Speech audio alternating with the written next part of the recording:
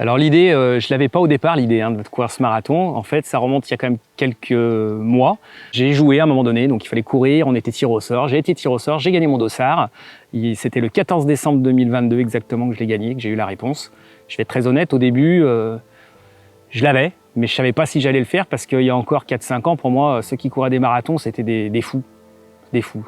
Et j'ai dit, c'est pas possible, c'est pas humain de courir un truc comme ça et je ferai jamais ça. J'ai fait un semi-marathon et c'est le double et non. J'ai gagné un premier dossard Team Orange Running avec mon compère toujours Cyril. Et pour le coup, c'est là qu'on a découvert que en fait, le marathon allait être organisé pour la première fois au cœur des Jeux Olympiques de Paris et ouvert au public. Et là, on prend conscience que c'est un rêve qu'on peut toucher du doigt, d'être dans la peau peut-être comme les professionnels en tant qu'amateur. Et donc voilà, tout a commencé comme ça et donc j'ai gagné mon dossard, je l'ai gardé et je me suis entraîné pour y arriver. Je suis très excité à l'idée de faire ce marathon. Ça y est, on est dans la dernière ligne droite, l'entraînement est fini, 4 mois de prépa qui viennent de s'écouler et à la fois, forcément, je suis aussi très stressé. Stressé de ne pas aller au bout, stressé de ne pas être dans les meilleures conditions, stressé d'être au milieu de ce... Là, je suis en train de t'en parler, j'ai le poil qui se dresse et pour le coup, c'est un mélange de tous ces sentiments qui viennent se brasser un petit peu. Ce que je sais, c'est que le moment va être exceptionnel et que on sera là pour le relever. Motivé, envie de le faire, envie de le réussir, et puis des doutes, un peu de crainte, parce que c'est mon premier marathon et 42 km, c'est pas un semi. J'en ai déjà couru certes, mais voilà, donc les doutes de ne pas y arriver, mais en tout cas super motivé, l'expérience va être riche. Un objectif, le premier, c'est de passer la ligne d'arrivée. En fait, être finisher du marathon olympique et de récupérer cette médaille et d'avoir ce souvenir, ce symbole d'avoir participé à une épreuve des Jeux Olympiques, parce que c'en est une, c'est l'objectif et c'est le principal objectif. Alors une préparation, c'est long d'un marathon, je l'ai découvert, comme je l'ai dit, c'est mon premier, donc c'est long, donc il y a quand même des hauts et des bas. Il y a des moments où on fait des entraînements qui se passent super bien, on a des jambes de feu, et puis il y a des moments, il y a des entraînements, on se dit j'y arriverai pas, je vais craquer à la moitié. Donc je pense que voilà, un marathon, ça confirme bien. On apprend sur soi aussi pendant une préparation d'un marathon, c'est que voilà, ça se fait avec la tête aussi et pas qu'avec les jambes. Je pense que sans Cyril, je serais pas là aujourd'hui sur ce marathon parce que c'est avec lui qu'on a monté tout ça. On a fait notre prépa, ou en tout cas une partie ensemble. On a monté une chaîne de running, les Fous du Running, ensemble. Et pour le coup, on se serre les coudes, on se motive au jour le jour. Et ça donne une énergie. Ça donne aussi parfois des pics d'adrénaline supplémentaires parce qu'on se challenge un peu. Donc bien sûr, merci à lui. Je lui souhaite une très bonne course et on trinquera sur la ligne d'arrivée ou un peu plus tard. Et il m'a poussé dans mes retranchements. Moi qui disais qu'il fallait être fou pour courir un marathon, il a réussi son but parce que lui, en 3-4 ans, il explose tout. Non, c'est quelqu'un, voilà, c'est pas qu'on s'entend bien, des fois on n'a pas besoin de se regarder, de se parler, on pense pareil. Et c'est super de vivre une expérience avec un ami et voilà, et de s'éclater comme ça parce que tout ce qu'on fait, on le fait en s'éclatant sans se prendre la tête.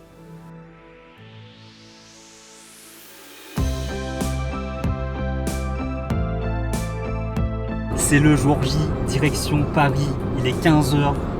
On va aller prendre le dossard, on va aller rejoindre Cyril et Nico.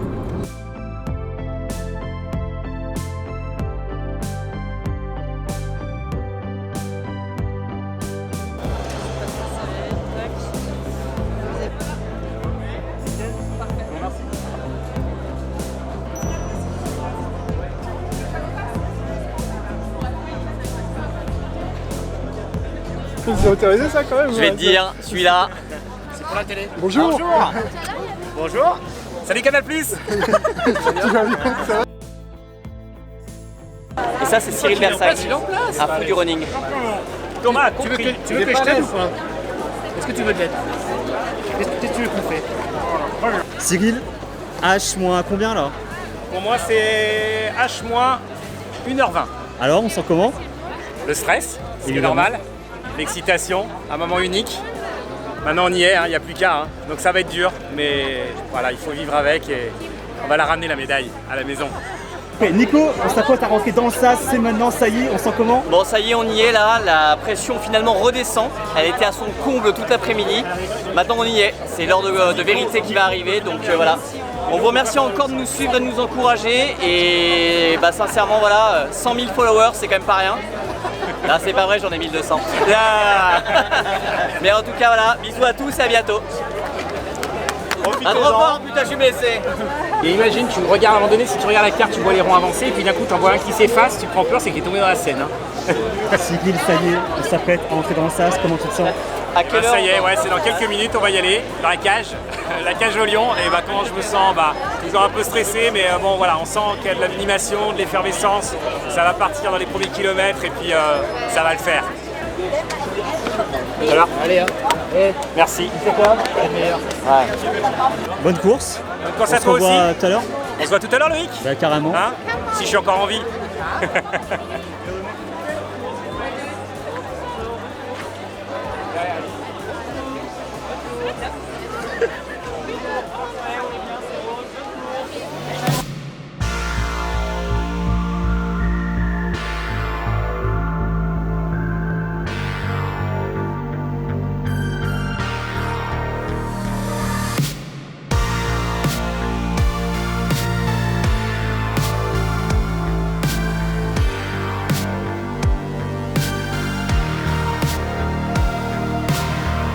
Actuellement sur la ligne de départ, c'est parti.